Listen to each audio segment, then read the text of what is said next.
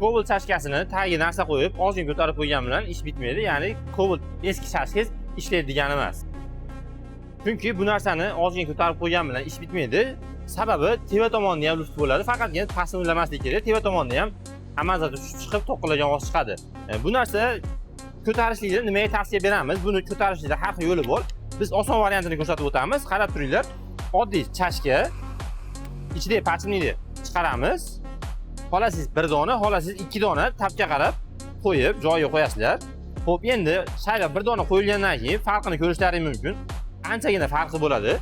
Bir dona shayba bilan bu narsani eski chashkaga qo'yib bo'lmaydi. Sababi eski chashkani teva tomoni ancha yupqa bo'ladi hamda oqib ketgan bo'ladi. Bu shayba qo'yilish sababi yangi chashka qo'ysangiz tez orada pastga egilib qoladi hamda mana shu joy yig'irtilagan ovoz chiqib qoladi chashka tegib.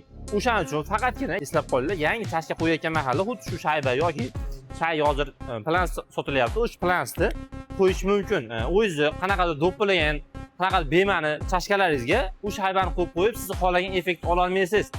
O'shaning uchun bu narsalar faqatgina yangi chashka qo'yilayotgan sababli qo'yiladi. Yangi chashkani olasiz.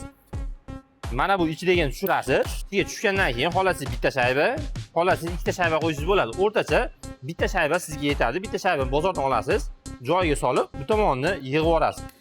Muammo hal, bemalol chashkani solishtirib ko'rishlaringiz mumkin. Anchagina eskisi bilan o'tgan safar qo'yganimizda, aka yangi chashkani ko'rsatyapsiz, eski chashkaga qo'ying degan akalar uchun mana eski chashka bir tomoni ozgina, bir tomoni anchagina baland turibdi. Bir dona shayba kifoya. Bu narsa ko'proq chashkangizni umrini, misol uchun 3 oy, 4 oy o'lib qolayotgan bo'lsa, bu narsa 7 oy, 8 oy, balkim 1 yilga cho'zib beradi. Lekin bu narsa umrbod sizga xizmat qiladi degani emas.